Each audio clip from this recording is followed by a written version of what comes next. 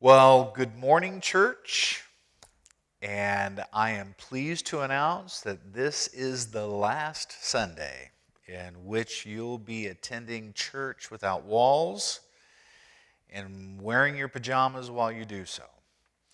As many of you may have already read, Curtis and I sent out an email announcing that the wait is over. And in fact, starting next Sunday, the 14th of June, we will be able to resume our corporate worship inside walls. And if we have an overflow crowd, a few of you will be outside the walls on the breezeway. And all I can do is suggest that you read the emails that have been sent out, see the protocol that Justin wrote, see all the things that are going to be a little bit different when we get back together again a week from this Sunday. But that notwithstanding, the wait is finally over. And in anticipation of that, the lesson that I'm delivering to you this morning is about waiting. And it's taken from Genesis chapter 39, verses 9 through 15, and then also verse 23, and then skipping to the next verse, which is actually the first verse of chapter 40, about waiting. The head cupbearer told his dream to Joseph. Now, in my dream, there was a vine in front of me with 3 branches on it. It budded, blossomed, and the clusters ripened into grapes. I was holding Pharaoh's cup. I took the grapes. I squeezed them into Pharaoh's cup and gave the cup to Pharaoh. Joseph said, well, here's the meaning. The 3 branches are 3 days. And within 3 days, Pharaoh will get you out of here and put you back to your old work. You'll be giving Pharaoh his cup, just as you used to do when you were his cupbearer. Only remember me when things are going well with you again. Tell Pharaoh about me and get me out of this place, because I was kidnapped from the land of the Hebrews. And since I've been here, I've done nothing to deserve being put in this hole. And now skipping to verse 23. But the head cupbearer never gave Joseph another thought. He forgot all about him. And then continuing now with the next verse, which is chapter 40, verse 1. 2 years passed, and Pharaoh had a dream. So church, there I was. I was in the waiting room. The receptionist had taken my name, got my insurance information, and motioned for me to sit down in a chair. Have a seat. We'll call you when the doctor's ready to see you. So I look around, and I see a mother holding a sleeping baby. I see a fellow thumbing through an old Sports Illustrated, probably from, 2015. You know how they keep the old magazines in the doctor's offices. And then I saw this young woman. She was on her iPhone. She was looking at the clock that was overhead. You could hear her audibly sighing, and then continuing the task at hand, the task of the hour. And that task was waiting. The waiting room. Not the examination room, because that's down the hallway. It's not the consultation room, because that's on the other side of the wall behind you. Not the treatment room, because exams and consultation and treatment, well, all that comes later. The task at hand is the name of the room, the waiting room. And those who are seated know their assignment. Their assignment is to wait. And as we wait in this waiting room, we don't treat each other. I mean, for instance, I don't ask the nurse for a stethoscope or a blood pressure cuff. I don't talk to the bloke next to me who's reading the Sports Illustrated magazine and say, tell me, what medications are you currently taking? That's the nurse's job. My job is to wait. So I do, but I can't say that I like it very much. I don't think many people do. In fact, look around you. Oh, wait, you can't. You're in the coronavirus quarantine, self-isolating and maintaining your social distance. So what are you doing? You're waiting. And for us, time seems to move at this glacial pace. The clock ticks like every 5 minutes instead of every second. It's like someone paused the button. The button of life just got pressed, and now we're just kind of in this pause mode. It's life in slow motion. We don't like to wait because, we're kind of like the giddy up generation. We weave through traffic looking for the faster lane, don't we? We fume at the person who takes 11 items into the 10-item express checkout that's standing right in front of us. We drum our fingers while the song is downloading, or the microwave is heating the coffee. Come on, come on, come on, we say.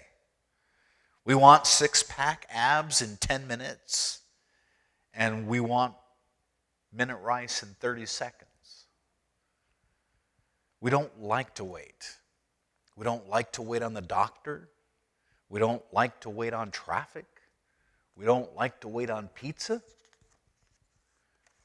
We don't even like to wait on God, do we? Because look around you.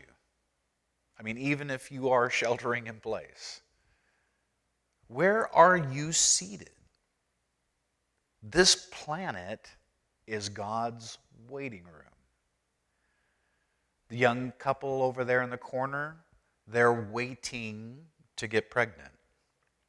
The fellow with the briefcase, he has 1 million resumes sent all over the country, and he's waiting on work. The elderly woman with the cane, well, she's a widow, and she's been waiting a year for just one tearless day. Waiting. Waiting on God to give. Waiting on God to help. Waiting on God to answer. Waiting on God to heal. Waiting on God to show up. We dwell in the land between prayers that have been offered and prayers that are eventually answered. It's that land of waiting. And if anyone knew the furniture in God's waiting room, Joseph certainly did. Unfortunately, the problem with reading Joseph's story is its brevity. You can read the Genesis account of Joseph's entire life as we know it from start to finish in less than an hour, which gives the impression, at least, that all of his challenges took place before breakfast one day. We'd be better off if we'd pace our reading, let's say, over a period of 20 years. Take chapter 37, where Joseph is placed in a dry cistern. And then just sit there for a couple of hours while the sun is beating down. And then recite the first verse of chapter 39 over and over and over for a couple of months. Because that verse says, now Joseph had been taken down to Egypt. Joseph would have needed at least a couple of months to walk the 750 miles that he would have had to have covered from Dothan, which is where he was put in the cistern, to Thebes, which was in Egypt. And then don't forget the days, maybe even weeks on the auction block. And then add to that a decade, likely, in Potiphar's house, supervising the servants and doing his master's bidding and learning Egyptian. It's like tick, tock, tick, tock, tick, tock. Time moves slowly in a foreign country. and time stands still when you're sitting in prison. Joseph had asked the butler to put in a good word for him. Remember what it said? Joseph said, "Remember me when things are going well with you again. Tell Pharaoh about me and get me out of this place. I was kidnapped from the land of the Hebrews. And since I've been here, I've done nothing to deserve being put in this hole." That's Genesis chapter 40, verses 14 and 15. And you can almost hear the butler's really giddy reply after he got the news of his impending pardon. He probably said, "Of course I'll mention you to Pharaoh. First chance I get. You'll be hearing from me, I promise you." So, on the heels of the butler's quick assurances, Joseph hurries back to his cell and starts packing. He wanted to be ready when that call came from the Pharaoh. A day passes, then 2 days passes, then a week, then a month, then 6 months. Nothing. Crickets. As it turned out, we know from Genesis chapter 40, verse 23, the head cupbearer never gave Joseph another thought. He forgot all about him. Now, in your Bible, the space between that verse and the next is scarcely wider than, a hair or a ribbon for your hair. I mean, it takes your eyes only a split second to see it. Yet Joseph was there for 2 years to experience it. Chapter 41, which follows Genesis 40, verse 23, starts like this. 2 years passed, and Pharaoh had a dream. Think about that. 2 years. That's 24 months of silence. That's 104 weeks of waiting. That's 730 days of wondering. That's 2,190 meals alone. That's 17,520 hours of listening for God, and yet you hear nothing but crickets. Plenty of time to grow bitter, or cynical, or even angry. I mean, people have given up on God for lesser reasons and certainly in a lot less time. But not Joseph. On a day that began just like any other, he heard a stirring at the dungeon entrance. These loud, impatient voices were demanding, "We're here for the Hebrew. Pharaoh wants the Hebrew." Joseph looks up from his corner to see the prison master, who's kind of white-faced and stammering, get up, hurry, get up." And 2 guards from the court were on his heels. Joseph may have remembered them from his days as Potiphar's lieutenant. They took him by the elbows and marched him out of the hole, walked him across the courtyard into a room where attendants removed his soiled clothing, washed his body, shaved his beard. They dressed him in a white robe and sandals. The guards reappeared and walked him into the throne room. And the reason for that is because the night before the king hadn't slept very well. Dreams had apparently been troubling his rest. And the Pharaoh says to Joseph, "Hey, they say that you can interpret dreams. Do you think you can help me out here?" Now, Joseph's last 2 encounters had not ended so well. Mrs. Potiphar had lied about him, and the butler had promptly forgotten about him. And in both cases, Joseph had mentioned the word God. So maybe he should kind of hedge his bets and keep his faith under wraps here. But fortunately, he didn't. Because in Genesis chapter 41, verse 16, it says, "No, not I, but God. God will set Pharaoh's mind at ease." You see, Joseph emerged from his cell bragging about God. Jail time didn't devastate his faith. It, frankly, had deepened it. My question is, during the past 80 days, almost 3 months of this coronavirus quarantine, social distancing, wearing a mask, all that stuff, what about you? I mean, you aren't in prison, but maybe you're infertile, or maybe you are inactive, or maybe you're in quarantine, or in search of health, or help, or a house, or a spouse. Are you in God's waiting room? If so, here is what you need to know, especially while you wait, and that is God works. Jesus said in John chapter 5, verse 17, "My Father is always at his work." God just doesn't twiddle his thumbs. He rested on the seventh day, but he got back to work on the eighth and hasn't stopped since. Just because you're idle, please don't assume that God is. Joseph and his story appeared to kind of stall out at chapter 40. You know, our hero is in shackles.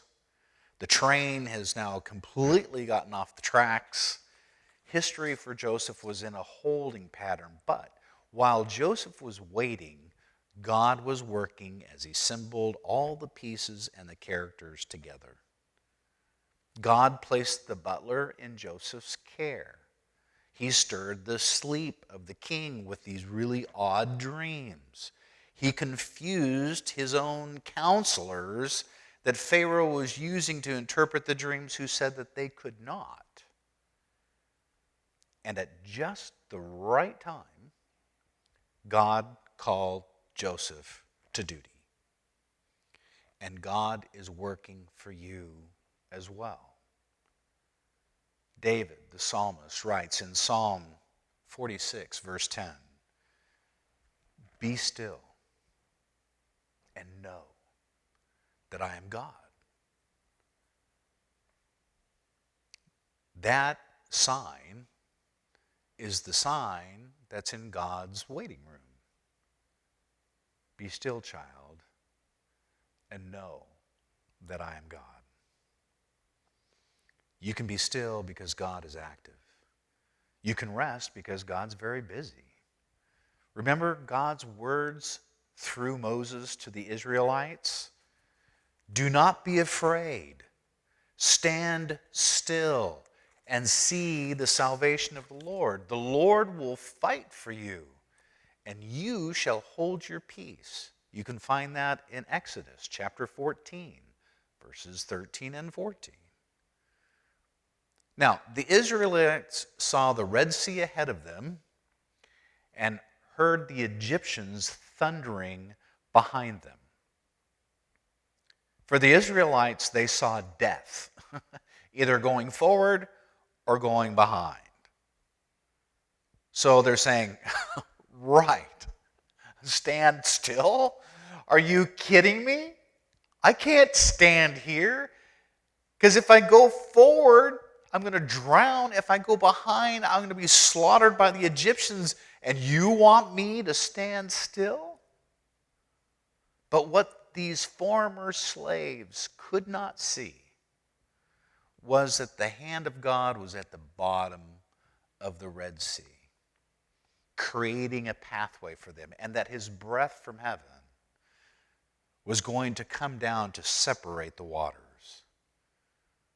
You see, God was working for them. And God worked for Mary, the mother of Jesus.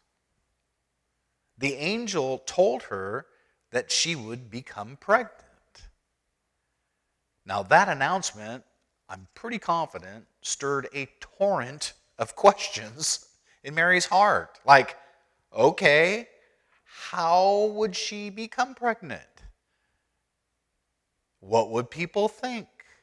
What would Joseph say? Yet God was working for her. He sent a message to Joseph, her fiancé. God prompted Caesar to declare a census. God led the family to Bethlehem.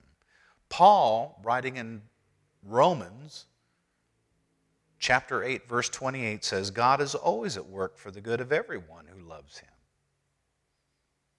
Now, the wait, at least biblically speaking, is not to assume the worst. It's not to worry. It's not to fret. It's not to make demands or feel like you have to take control. That's not the biblical sense of waiting.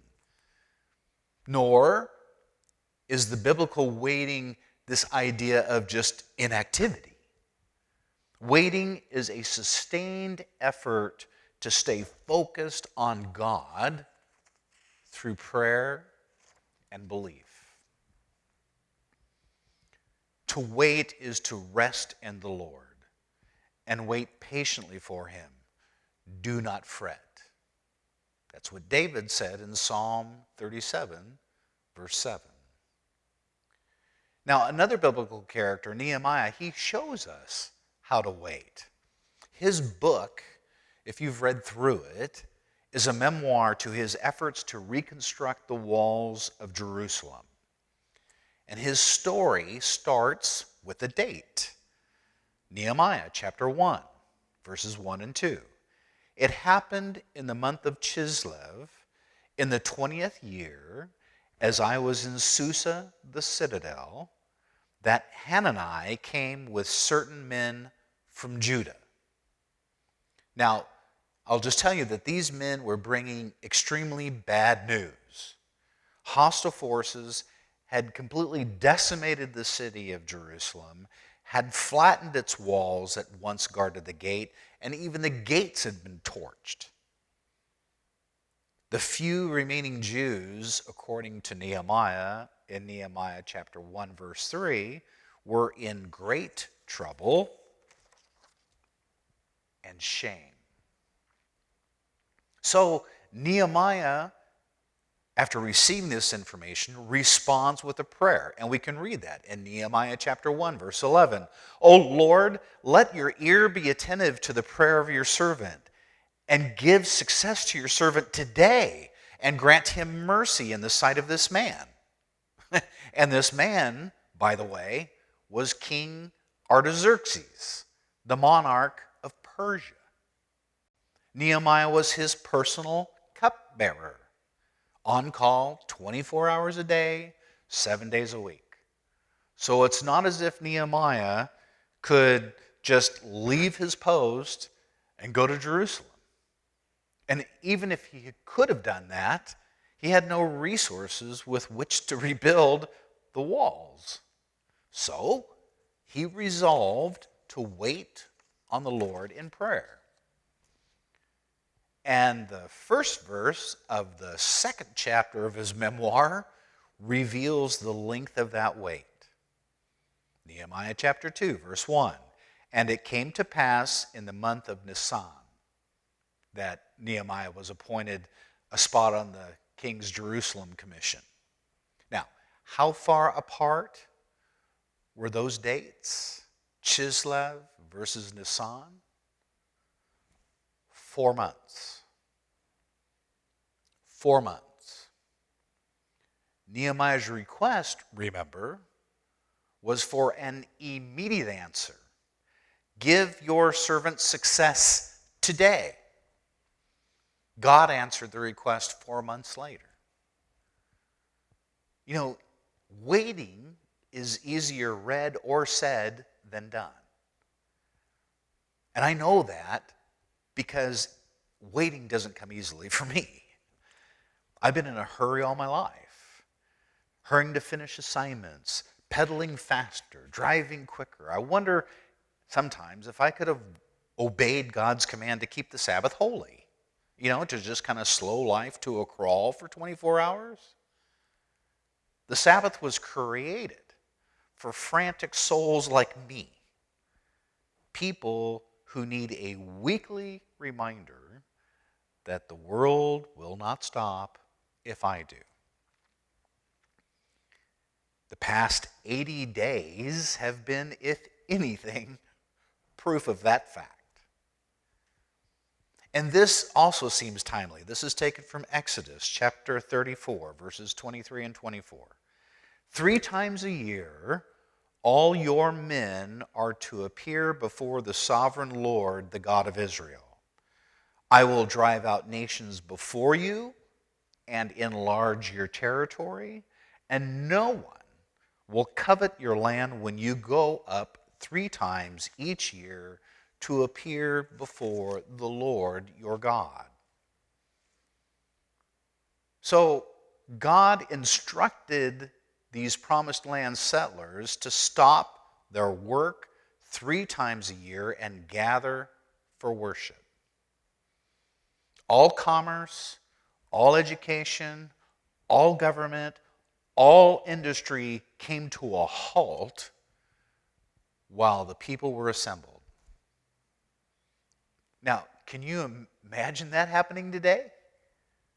Well, maybe you can, given current events, since we certainly need more prayer, not less. Yet God promised to protect the Israelites' territory while they were away worshiping. No one would encroach upon them. What's more, they wouldn't even want to. No one will covet your land, God said. So God used the pilgrimage 3 times a year to teach this principle. If you will wait in worship, I will work for you. Here's another character, Daniel. He waited in one of the most dramatic examples of waiting in the Bible that I can think of. Daniel kept his mind on God for an extended period of time. Now, his people had been oppressed for almost 70 years, and Daniel entered into a time of prayer on their behalf. In fact, it says in Daniel chapter 10, verse 3, for 21 days he ate only plain and simple food, no seasoning or meat or wine. He labored in prayer. He persisted and pleaded with God. No response. Until the 22nd day. Then on the 22nd day, he got a breakthrough. An angel of God appeared and revealed to Daniel the reason for the delay. You see, Daniel's prayer was heard the moment he offered it. And the angel had been dispatched with a response to Daniel's request. It says in Daniel chapter 10, verses 12 and 13, that very day I was sent here to meet you. But for 21 days, the mighty evil spirit who overrules the kingdom of Persia blocked my way. Then Michael, one of the top officers of the heavenly army, came to help me, so that I was able to break through these spirits, these rulers of Persia. Now, from an earthly perspective, nothing was happening for 3 weeks. Daniel's prayers were falling like rocks onto hard ground. But from a heavenly perspective, a battle is brewing. 2 angels were engaged in fierce combat for 3 weeks. While Daniel was waiting, God was working. Now, what if Daniel had given up? What if Daniel had just said, I'm done with this, and just lost his faith? What if he had walked away from God? Better yet, what if you give up? What if you lose your faith? What if you walk away? For heaven's sakes, church, don't. All of heaven is warring on your behalf. Above and around you at this very instant, God's messengers are at work. Please, church, keep waiting. It says in Isaiah chapter 40, verse 31, those who wait on the Lord shall renew their strength. They shall mount up with wings like eagles. They shall run and not be weary. They shall walk and not faint. You see, church, fresh strength, renewed vigor, legs that don't get weary and tired. Delight yourself in God, and He will bring rest to your soul.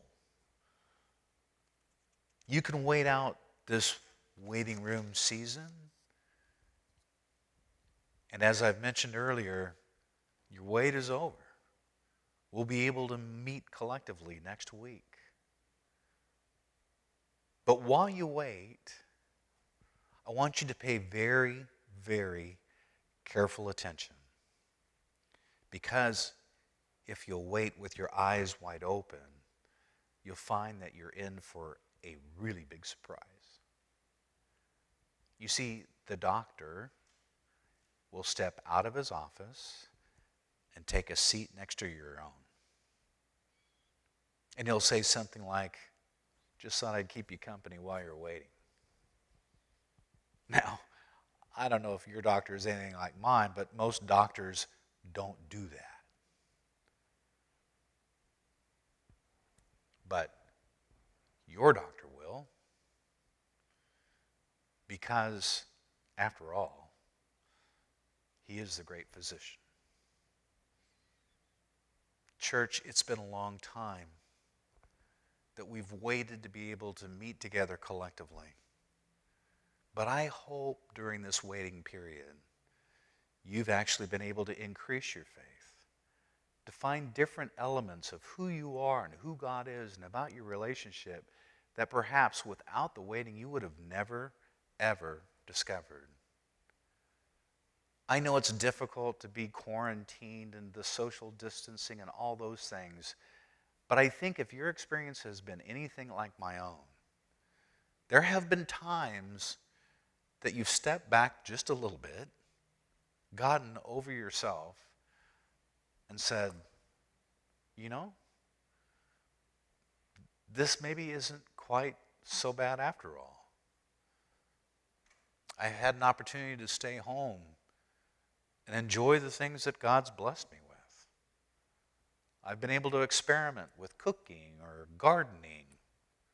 I've been able to do things that I've not ever been able to do before because I've been too busy. But now that I've been on this time out, I've had an opportunity to really discover a little bit better who I am.